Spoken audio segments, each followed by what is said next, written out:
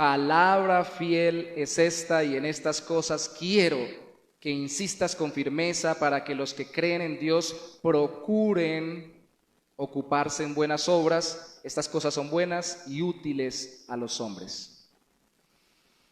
¿De qué puede tener llena la mente una persona que asesina a su hijo, a sus familiares, a los cercanos y después se asesina a sí mismo?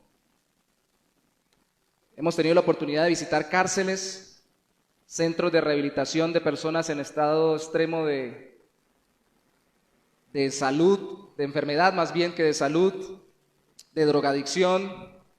Y en varias ocasiones alguna vez tuve la oportunidad de evangelizar a alguien que en Venezuela decían que estaba muy loco, decían que nadie le podía hablar. Y por más loco que usted esté, por más salido de la realidad que esté, tiene momentos de cordura. Y le podemos hablar en el nombre de Jesús a cualquier persona para predicar el evangelio en medio de esa situación. Pero pregunto, esas personas que terminan haciendo esas cosas tan terribles, ¿de qué tenían llena la mente y la cabeza? ¿Y cómo hacer para hacer todo lo contrario? Para hacer la voluntad de Dios y vivir haciendo no daño a los demás, sino obrando para la gloria de Dios, pues llenándonos de todo lo contrario. ¿De qué hay que llenar entonces el corazón y la mente para poder hacer la voluntad de Dios? ¿Qué hay que hacer? O más bien, ¿con qué llenar nuestro corazón para levantarnos en el nombre de Jesús y hacer el bien? Recuerden que la semana pasada vimos Tito capítulo 2 y hablamos de que los ancianos, las ancianas, las jóvenes, los jóvenes, los esclavos, los gobernados y obviamente los gobernantes, los amos y todo tipo de personas, no importa quién sea, lo que esté haciendo, necesita vivir piadosamente y por eso hay que exhortarlo a que lo haga. Pero recuerda que dijimos que no se puede simplemente exhortar de forma legalista, decirle, vaya y hable verdad, no hable mentiras, vaya y trabaje y comparta, sino que hay que también darle valores y decirle, tiene que llenar su corazón de generosidad para trabajar y compartir, tiene que llenar su corazón de sinceridad para hablar la verdad y no mentir. Pero más que llenar el corazón de buenos valores, hay que llenarse de Cristo y del Evangelio, para que entonces fluya en conexión con Dios y con la palabra de Dios, sinceridad, generosidad y todas aquellas cosas que nos llevan a obrar conforme el Señor lo ha establecido. Pues bien, la semana pasada decíamos que eso es la sana doctrina. La sana doctrina es más que conocimientos, pero escuche esto, no es menos.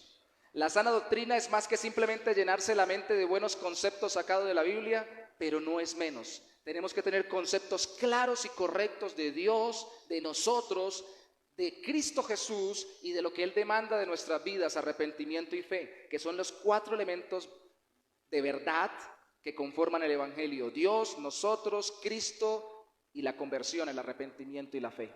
Y si no profundizamos en ello y no llenamos nuestra mente de ellos, podemos habernos convertido pero ser inútiles o infructíferos. Necesitamos entonces tener una buena enseñanza doctrinal. Y cuando hablamos de doctrina, hablamos de lo que aquí se coloca como palabra fiel. De nuevo, el capítulo 3, versículo 8 dice, palabra fiel. Y palabra en el original griego, que es el idioma del Nuevo Testamento, puede significar palabra, o puede significar discurso, o puede significar mensaje.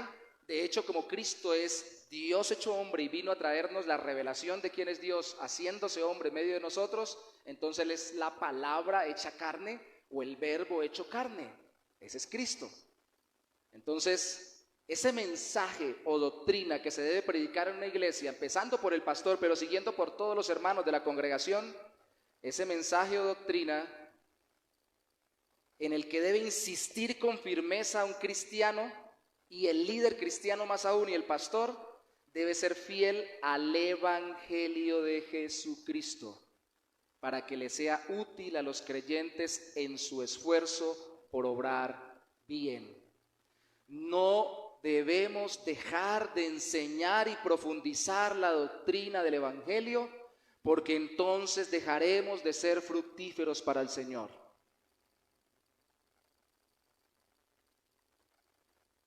No debemos dejar de enseñar el Evangelio si no queremos quedarnos sin fruto.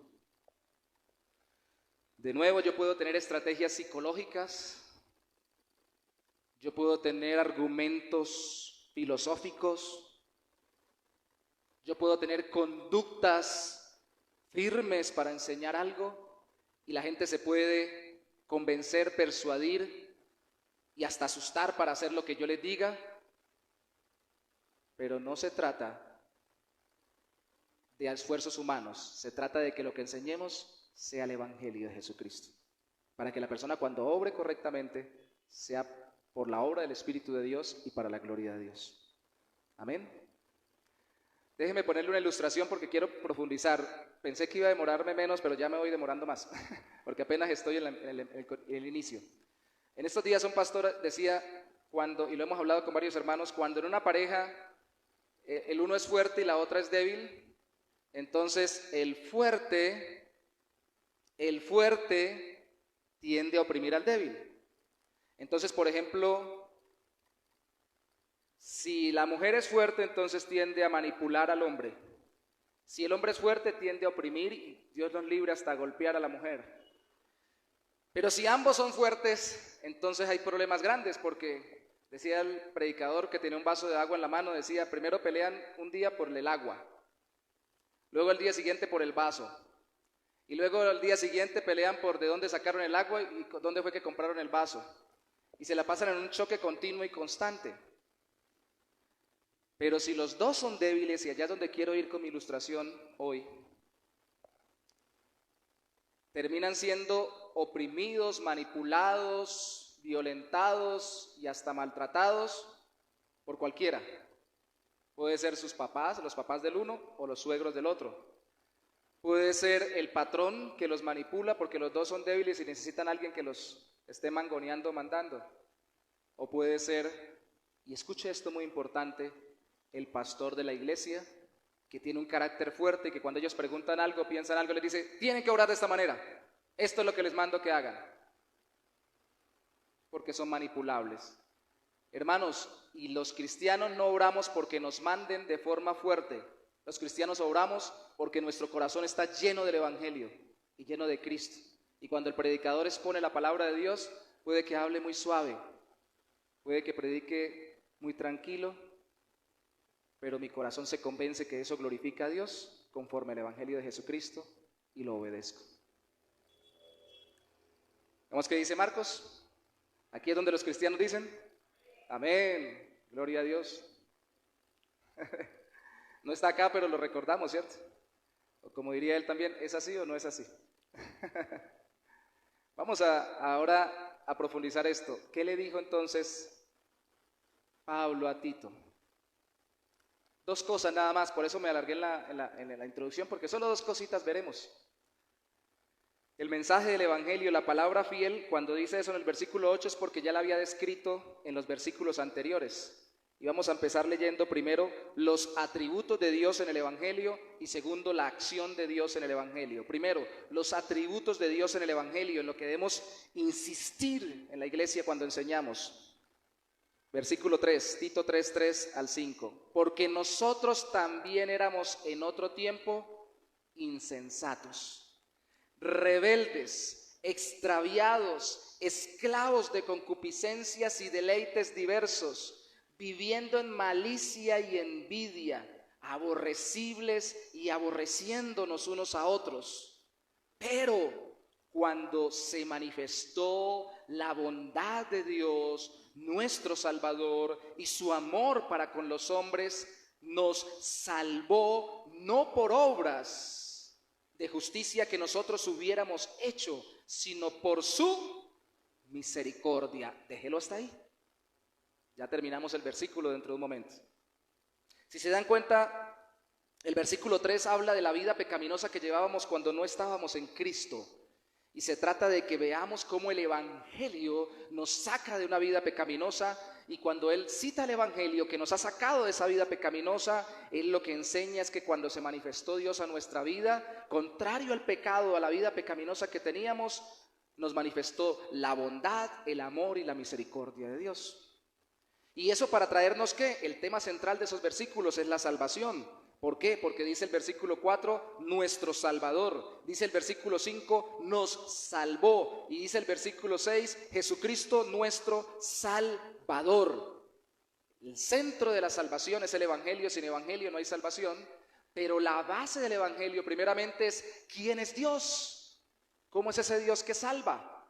Para salvarnos con lo que Él es de la vida pecaminosa que llevamos. ¿Cómo nos libera? Pues mostrándonos, en vez de mostrarnos lo que nosotros tenemos, mostrarnos todo lo contrario: bondad, amor y misericordia. Los atributos de Dios lo motivaron a Él a librarnos de una vida pecaminosa que llevábamos. Por medio de Cristo nos ha liberado. Lo primero que usted ve ahí en el versículo 4 es bondad. Piensen qué es bondad. Y hermanos, cuando hablamos de esto, estamos hablando de teología. Vamos a ver si terminamos el ciclo que tenemos de sabiduría relacional la semana entrante, y luego los siguientes domingos a las 9 de la mañana vamos a continuar con doctrina o profundidad teológica. Están invitados todos. Pero cuando se sistematiza se le llama teología sistemática, y estos atributos de Dios se le llama teología propia. ¿Cómo es Dios? Dios es bondadoso, Dios es bueno. ¿Y qué quiere decir que Él sea bondadoso? Bueno, que está dispuesto a hacer el bien. Y ojo con esto va más allá del simple hecho de que Él sea bueno y que aborrezca el mal. Porque como que es bueno, o como siendo bueno, debe aborrecer el mal y debe estar airado contra el que peca, como dice la Biblia en el Antiguo Testamento. Esto va más allá, es una actitud benevolente hacia el pecador.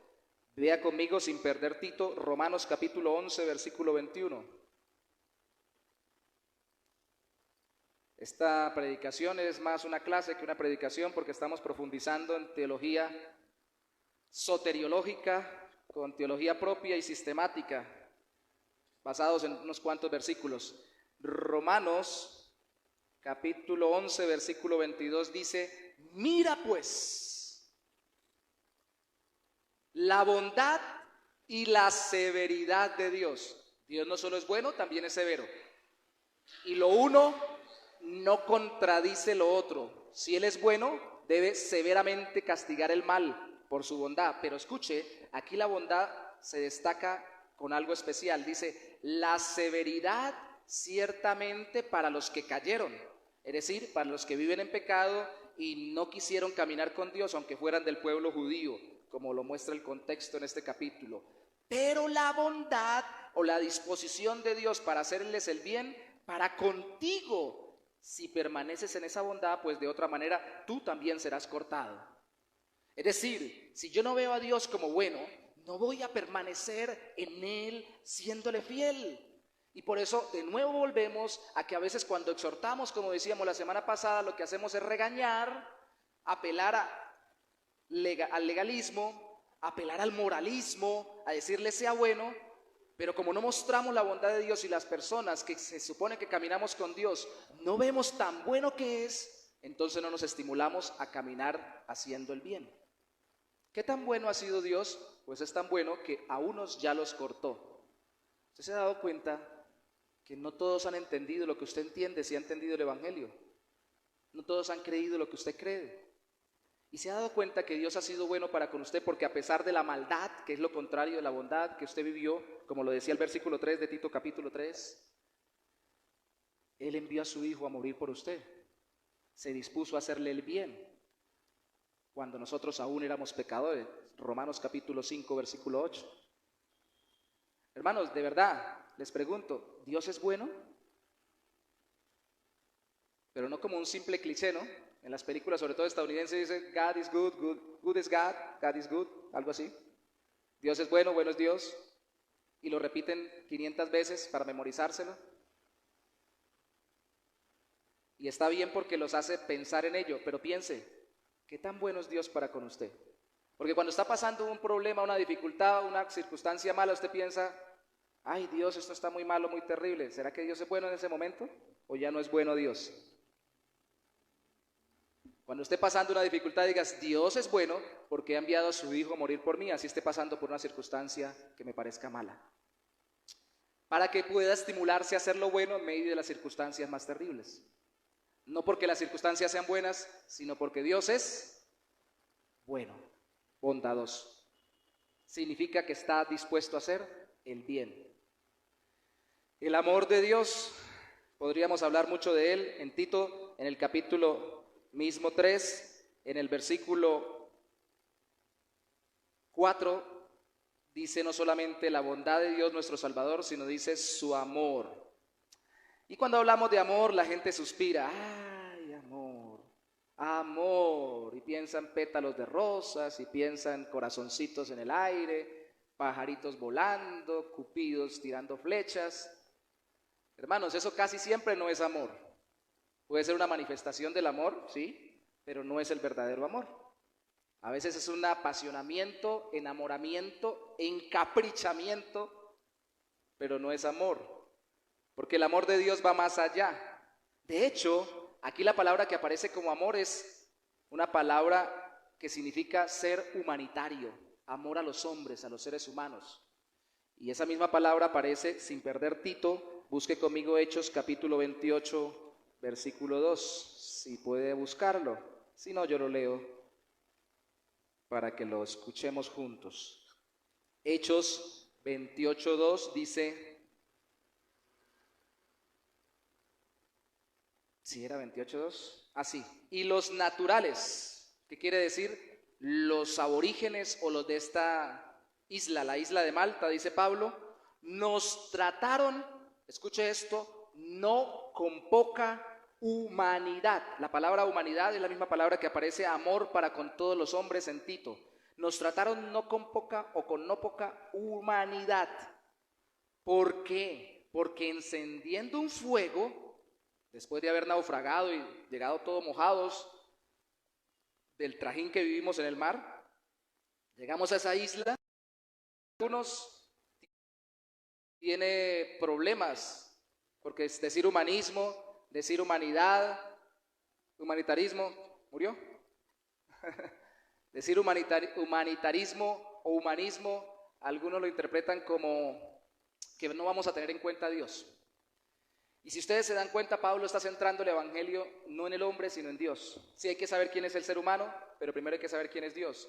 Pero Dios es humanitario, porque Dios nos considera, mire, tan humanitariamente nos ha tratado Dios, incluso a los que no son creyentes, incluso a los que son más alejados de Él, incluso a los que se rebelan contra Él y lo niegan, que todavía les sale el sol, a ellos también. Todavía les alumbra la luz del sol, todavía pueden respirar el aire y todavía pueden trabajar y vivir en esta tierra.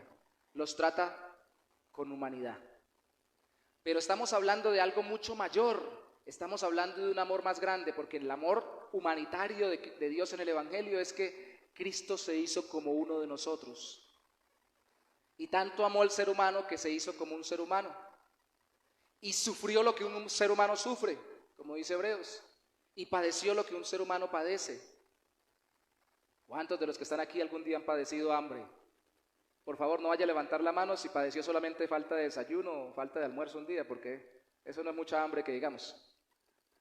Eso se le llama hoy en día la dieta del ayuno,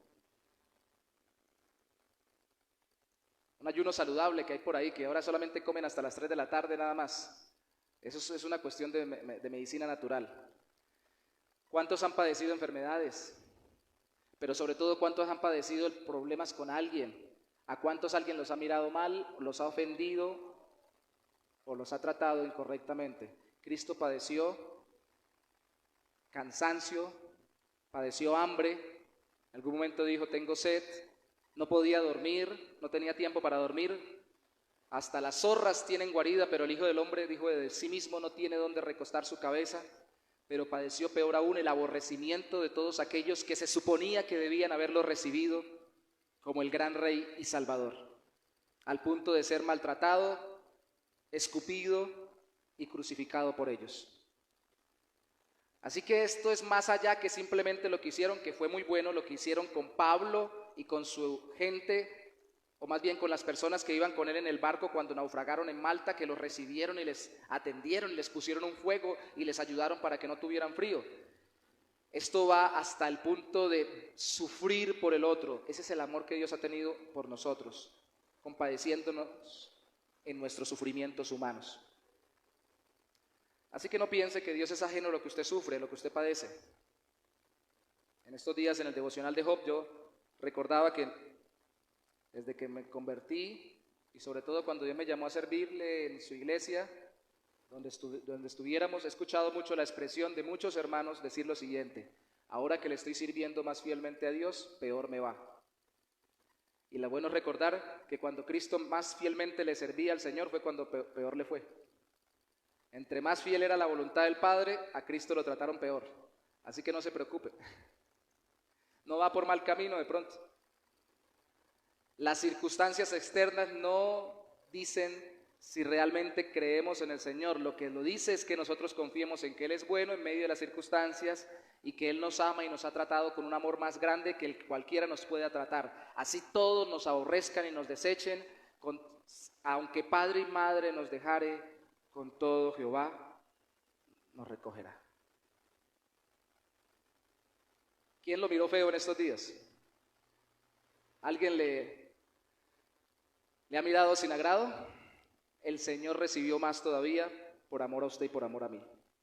La misericordia de Dios, Tito capítulo 3, en el versículo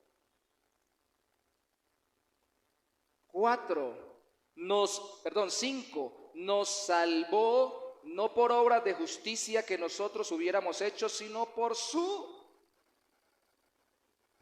misericordia. La misericordia de Dios es su habilidad compasiva. Esta palabra habla de no solo decir, ay, cómo me siento mal por esa gente, sino de moverse a hacer algo por ellos. Y su misericordia compasiva es tan grande que nos trató no con un poquito de misericordia, sino con mucha misericordia, porque Efesios capítulo 2, versículo 4 dice, pero Dios, que es rico en misericordia, con su gran amor con que nos amó, nos dio vida juntamente con Cristo. Dios no es escaso en misericordia. No le pasa como nosotros cuando de pronto alguien nos pide algo y no es escaso para colaborar.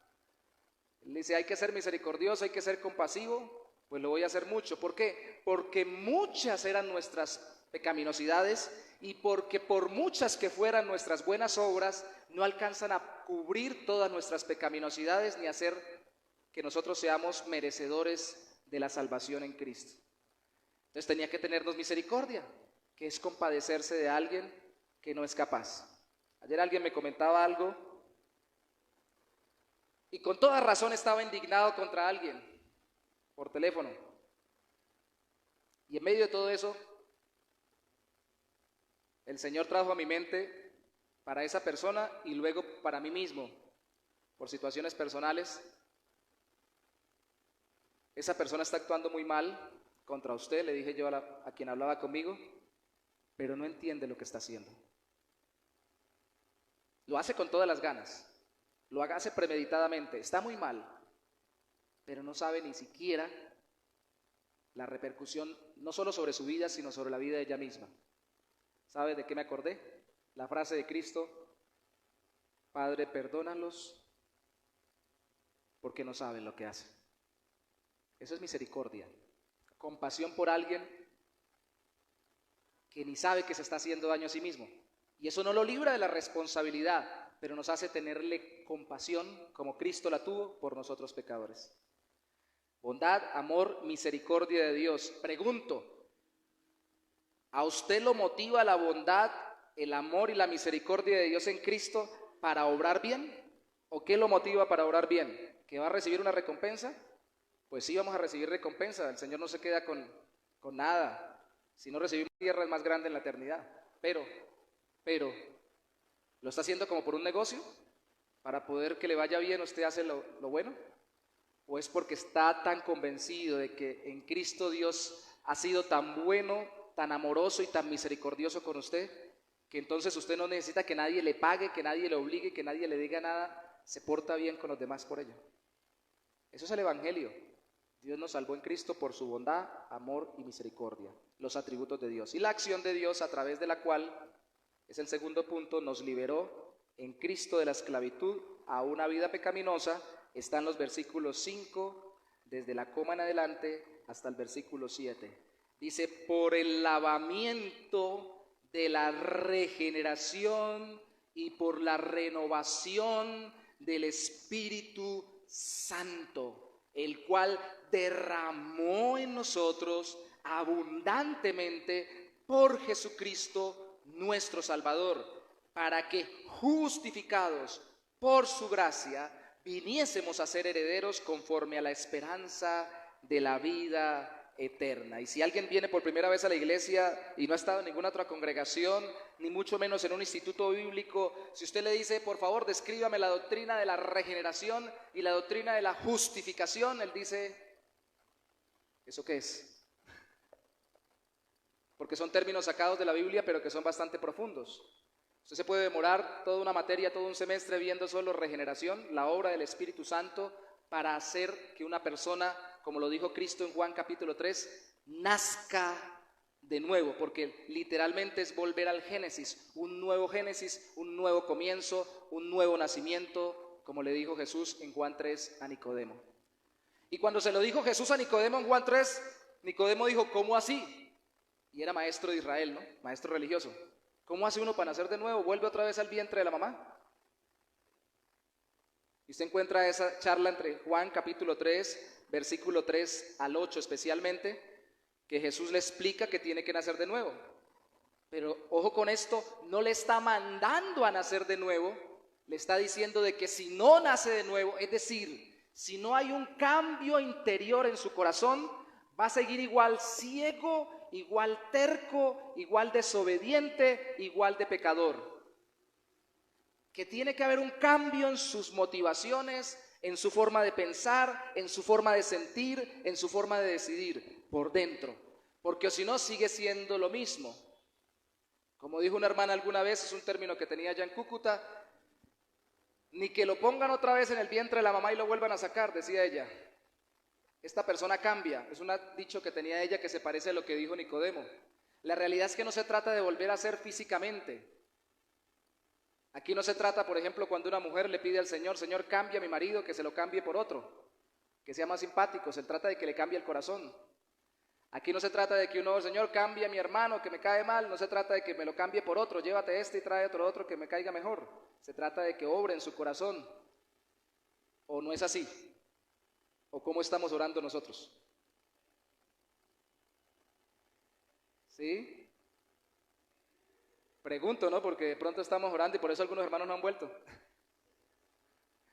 Estamos orando porque Dios cambie nuestros corazones, de verdad, que la obra del Espíritu de Dios transformadora actúe en nuestras vidas. ¿O estamos orando porque simplemente el inconveniente y el problemita se me quite de encima?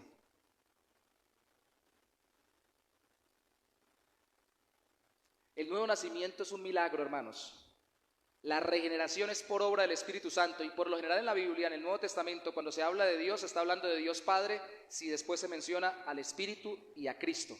Entonces en la obra del Evangelio, en la obra salvadora, como Dios actuó, el Padre predestinó y planeó, el Hijo ejecutó cuando vino a morir por nosotros, y ya hablamos de eso ahorita en un momento en justificación, pero el Espíritu vino y aplicó la salvación a mi corazón a través de algo que se llama regeneración, que allí lo define Pablo como un lavamiento o como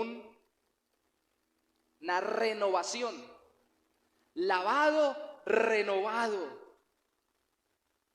purificado de eso poco de pensamientos pecaminosos que cargaba, que puede que me lleguen para tentarme, pero ya no los tengo ahí como esa mancha que no sale, ¿no? Sino que ya simplemente si se impregna fácilmente se quita, porque ya no está grabado en mí. Soy otra persona distinta. Soy alguien diferente. Me preocupa que muchas personas cuando piden su membresía a las iglesias, lo decía con unos hermanos el jueves que estábamos en un estudio bíblico, que muchas personas cuando se quieren bautizar, si están yendo a una iglesia, uno les pregunta, ¿en qué ha cambiado su vida? ¿Cambió algo su forma de pensar, su forma de sentir, su forma de decidir? Y dicen, no, yo sigo siendo el mismo. Y yo recuerdo cuando llegué a esta iglesia que alguien me contestaba, ¿qué pasa? Es que yo soy cristiano porque yo soy bautista, porque mis papás fueron bautistas, tales fueron bautistas, todo el mundo era bautista, me quieren en una iglesia bautista, entonces yo soy bautista, yo soy cristiano automáticamente. ¿Y qué ha pasado con su corazón? ¿No ha cambiado? Los hijos de los pastores o de los miembros de la iglesia que son creyentes, que los crían en el evangelio, solo por traerlos a la escuela dominical, ¿ya son cristianos? ¿No necesitan nacer de nuevo como necesitaba Nicodemo? Si necesitaba Nicodemo, que era maestro en Israel, en Juan capítulo 3, ¿por qué uno que ha sido criado ahí medio mirando el evangelio y escuchando por ahí unos cantos se cree que ya está automáticamente en el cielo?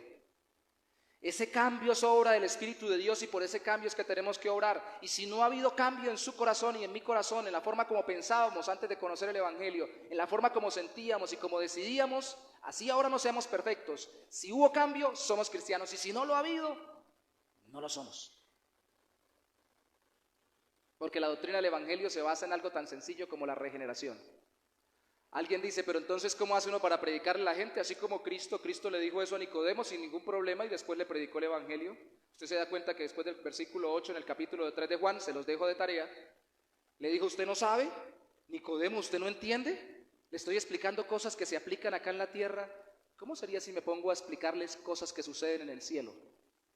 Y entonces se viene a predicar el evangelio. Pues el que estaba en el cielo fue el que descendió del cielo, hablando de sí mismo Cristo. Y mire a Cristo evangelizando. Y le dice, vaya conmigo a Juan capítulo 3. De hecho, ustedes se lo memorizaron, ¿no? En estos días para evangelizar. Cristo evangelizando se presenta a sí mismo como el Salvador y llama a que crean en Él. Punto. La obra del Espíritu de Dios la deja el Espíritu Santo, que aunque sea uno con el Padre y con Él, con Cristo, tiene su acción particular dentro de su persona como Espíritu de Dios. Mire el versículo, capítulo 3, versículo 12. Si os he dicho las cosas terrenales y no creéis, Nicodemo, ¿cómo creeréis si os dijere las celestiales? Nadie subió al cielo sino el que descendió del cielo, el Hijo del Hombre que está en el cielo, es decir, Él mismo, Cristo. Es un título que se ponía él, Hijo del Hombre. Verso 14, y como Moisés levantó a la serpiente en el desierto, así es necesario que el Hijo del Hombre sea levantado. Esto habla de su muerte en cruz para que todos lo vieran recibiendo el castigo como recibía el juicio la serpiente en el Antiguo Testamento. Usted puede ir a Números 21 y verlo, que la serpiente era el instrumento de juicio por el pecado del pueblo en el Antiguo Testamento, y resulta que una serpiente arriba recibía el juicio y todo el que la miraba era perdonado y limpio del juicio. Para que todo aquel, verso 15, que en él cree en Cristo cuando sea levantado en la cruz, no se pierda, mas tenga vida eterna. Verso 16, porque de tal manera amó Dios al mundo, que ha dado a su Hijo unigénito, para que todo aquel que en él cree no se pierda, mas tenga vida eterna. Porque no envió Dios a su Hijo al mundo para condenar al mundo, sino para que el mundo sea salvo por él. En otras palabras, Nicodemo, tú tienes que nacer de nuevo, pero tienes que mirarme a mí como sufriendo, como recibió la serpiente antigua, la maldición por aquellos que debían ser mordidos por serpientes por su pecado. Tienes que mirarme a mí en la cruz cuando yo sea levantado como el receptor del castigo por tu pecado. Tienes que confiar en mí, tienes que creer en mí, tienes que creer que eso lo hago para darte vida eterna. Eso es el evangelio. Y entonces, ¿dónde encaja la regeneración? Bueno, si cree, es que el Espíritu de Dios lo regeneró. Entonces, ¿cómo van a creer? Las dos cosas tienen que suceder. Se les tiene que presentar el evangelio y el Espíritu de Dios tiene que convencerlos de pecado, de justicia y de juicio. Lo uno sin lo otro no es conversión. La regeneración, el nuevo nacimiento es muy importante. El cambio de mente, el cambio de corazón es muy importante, porque hace que se vea uno tan pecador y vea a Cristo tan santo, tan puro y tan amoroso, bondadoso, como lo vimos, y misericordioso de parte de Dios para salvarnos, que nos entregamos a Él. Si no hay un nuevo nacimiento, no sucede. Una persona puede repetir una oración, decirle, venga rapidito, ya le prediqué el evangelio, ahora repita conmigo, sin nacer de nuevo, puede hacer la oración e irse a vivir igual. Me preocupa mucho nuestros evangelismos por eso. Y cuando vamos al parque tratamos de conversar con las personas y que ellos nos expongan sus puntos de vista, y no nos ilusionamos con el hecho de que ya se convirtieron, sino hasta que vemos frutos de la obra regeneradora del Espíritu de Dios en su corazón, hasta que lo vemos pensando, sintiendo y decidiendo diferente, con una vida para glorificar a Dios, para seguir a Cristo. Es que nos damos cuenta que creyó en Cristo, es decir, que nació de nuevo. ¿Me explico, hermanos? Seguro. Yo los veo como pensativos. Muy enredado. Nadie cree si no nace de nuevo. Nadie cree el Evangelio si el Espíritu de Dios no le da un nuevo nacimiento. Y cuando digo creer, hablo de verdaderamente creer, confiar y entregar su vida a Cristo. ¿Usted nació de nuevo? Amén. ¿Ha habido cambio de mentalidad, pensamiento, decisiones y acciones en su vida por causa de su confianza en Cristo que le perdonó de los pecados, ahora vive para la gloria de Él? ¿Sí o no? Entonces, dele gloria a Dios y sepa que en usted ha habido un nuevo nacimiento. ¿Y eso quién lo hizo? ¿Usted a fuerza de voluntad? ¿Usted a fuerza de ser muy inteligente? ¿Usted a fuerza de ser muy buena gente? No. Esa es la obra milagrosa del Espíritu de Dios. Y eso nos humilla, hermanos, en el buen sentido de la palabra. Nos debe hacer humildes, porque no fui yo, fue el Señor el que lo hizo con su poder en mi vida.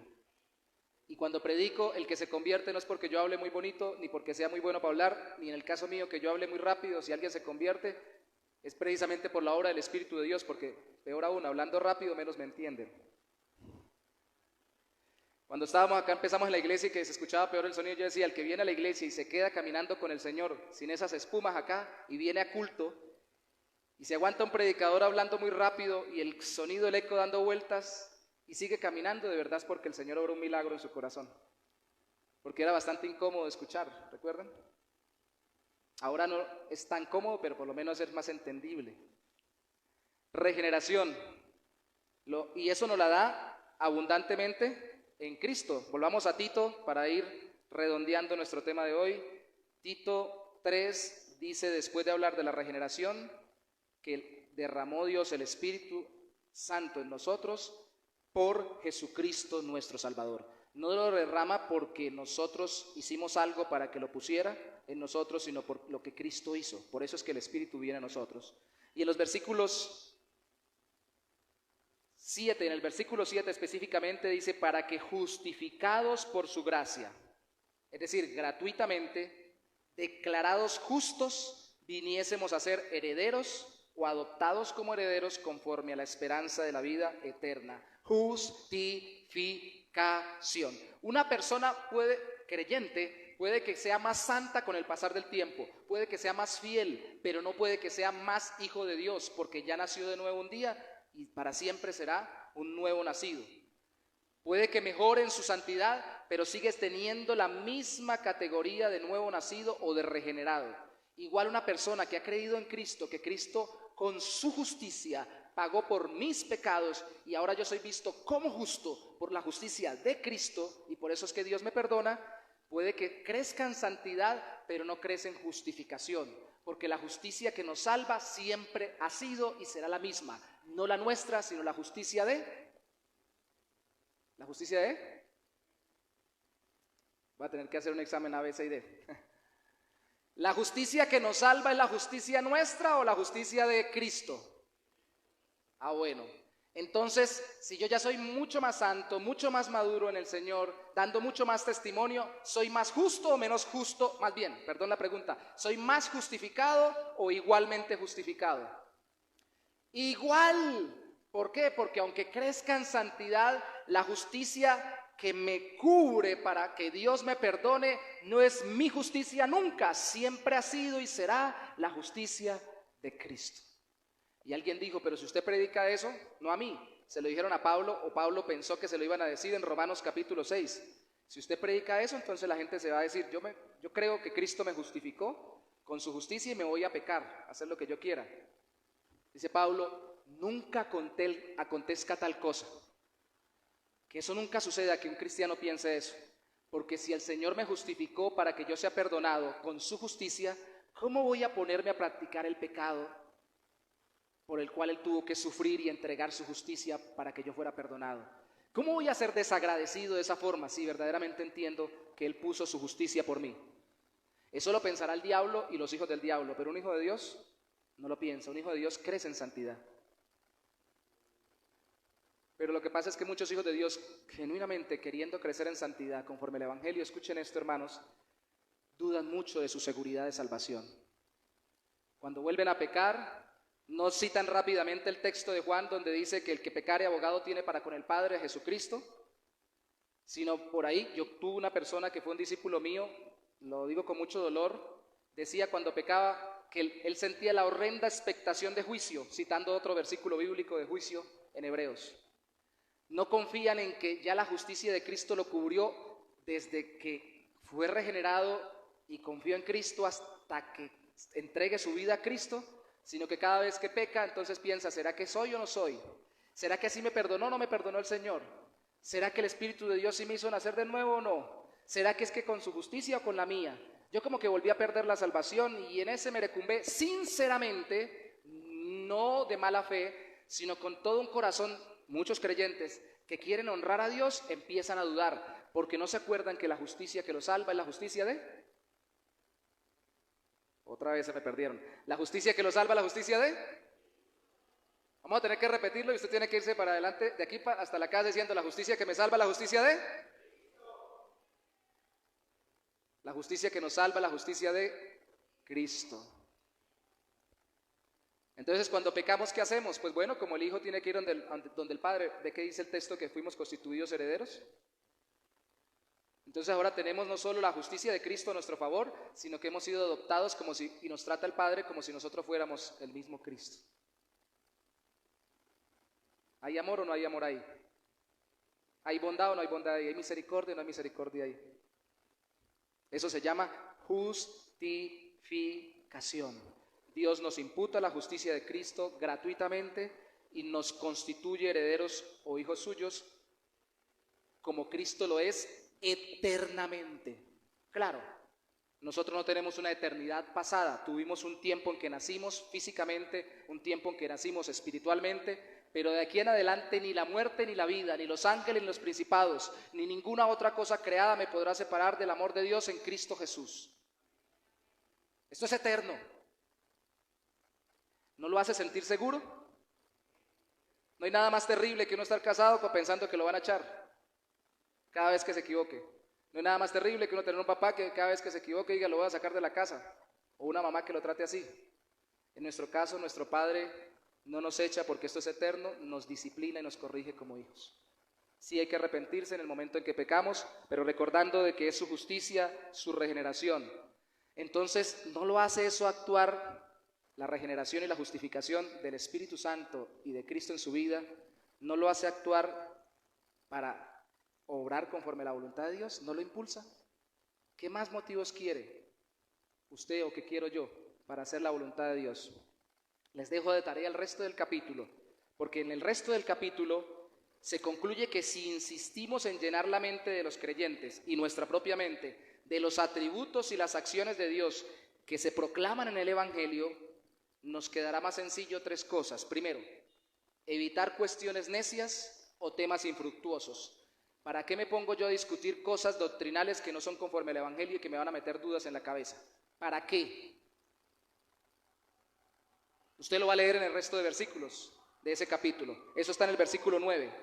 Además, si lleno mi mente de los atributos de Dios y de la obra de Dios por medio del Evangelio, me capacita también para amonestar y desechar relaciones que no son fructuosas.